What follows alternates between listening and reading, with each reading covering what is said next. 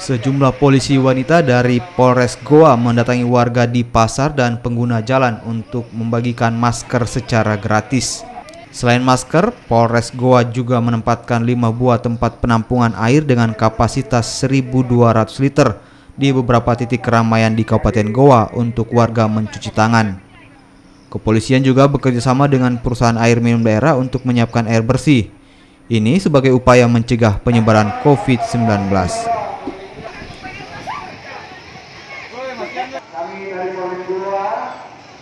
Jadi tadi kami dari Satuan Sabara bersama Polwan telah melakukan kegiatan kemanusiaan, yaitu pembagian masker kepada warga masyarakat, kemudian himbauan, dan yang paling terpenting adalah pembagian bak air atau tendon yang berukuran 1.200 liter yang kami tempatkan di tempat-tempat fasilitas umum seperti pasar yang ada di dalam kota Sumber Minahasa. Itu untuk masyarakat kalau mau mencuci tangan, Pak ya? Ya, jadi tujuannya